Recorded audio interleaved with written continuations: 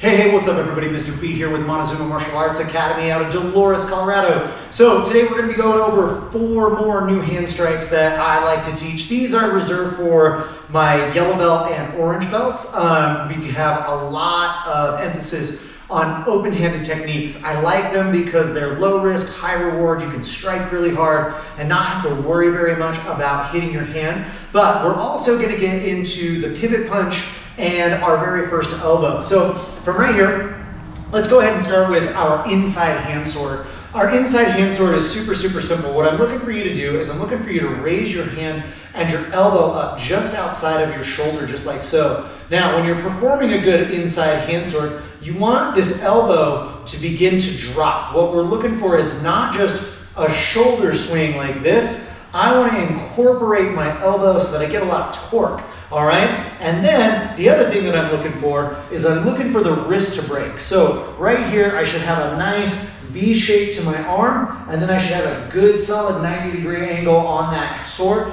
And then I'm trying to hit with that bottom portion of my palm right here on the pinky side. And when I'm doing it, I raise up, elbow drops, raise up, elbow drops, and across. Now, when you're looking at it from the front, a lot of people like to stop here, okay, right in front of their face. I don't want you to do that. Again, emphasis is going on through the strike. So when I do my inside hand sword, I want to make sure that it's all, like when I finish, all the way across. I should be able to see through this window right here. So up, through the target, just like so.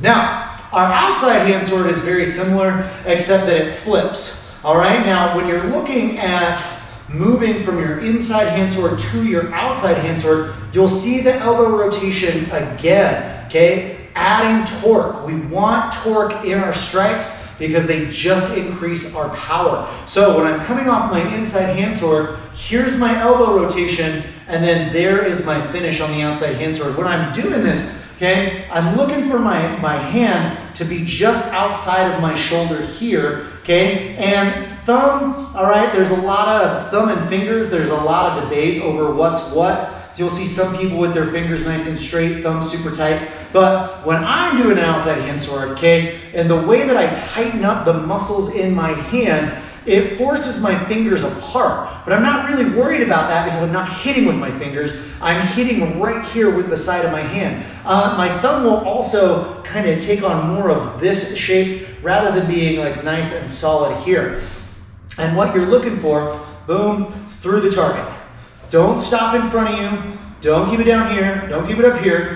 Even with the shoulder and through. So you can throw it either from this position right here with the load up, or immediately following your inside hand sword. Now our next move is what we call the pivot punch. And we call that the pivot punch because this is where we first start getting introduced to the idea of hip rotation in our strikes. Again, torque. This is where our power lives, is in these twisting motions of our body, not just in the muscles. So when I'm doing a pivot punch, I want to turn as I'm throwing, and as my hip reaches maximum rotation here, all the way open, is when I want to be finishing my strike. Now, you also want to make sure that this hand is up guarding here. Also acceptable in a lot of martial arts schools, especially if they're very traditional. Your ready hand is also acceptable, boom. But we're just looking for that nice pivot here.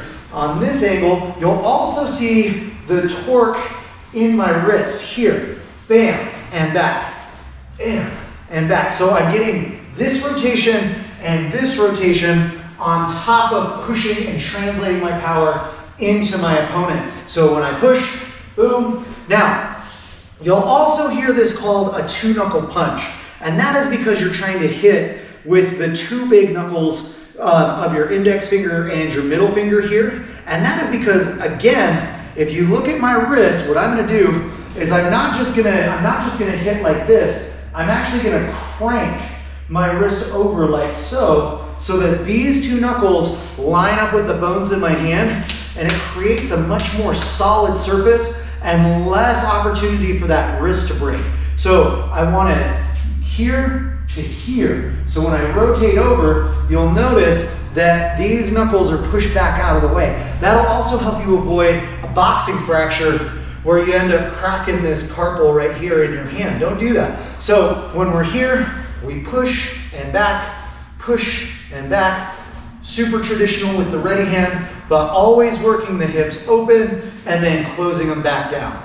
Now, finally, we have our inside elbow. Now, when we do an inside elbow, what you want to do is you want to bring the elbow out and around. A lot of people think it's just this motion here, but you're losing out on a lot of power and a lot of torque. Again, here. And you'll notice mine takes a full circle kind of aspect to it. I want to hit almost down when I'm striking at my opponent. So when I move it here, boom, okay, I get that one. Or if I'm going to the body, I'll give it more of an upward angle here, all right? But I want to take advantage of the circular rotation of my shoulder joint to increase my power. But really all you're looking to do is take your front hand and pivot your front hip. So we're here, hitting with the body, hitting with the body. All right, now the other thing that I like to do is make sure that my knuckles are horizontal versus vertical.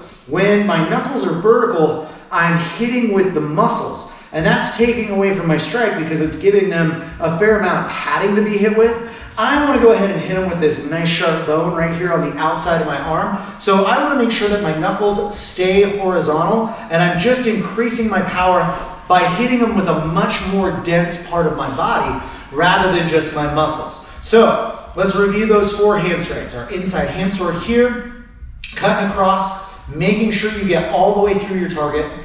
Our outside hand sword, same thing, just outside the shoulder so that we translate through our target. Our pivot punch, making sure that our hips go from open to closed. And then our inside elbow here, working that extra hip rotation to increase our power. Anyway, guys, if you like what you're seeing, please like and subscribe, share with your friends. If you guys are attending classes, please don't hesitate to ask any questions. All right, guys, until next time, Asai.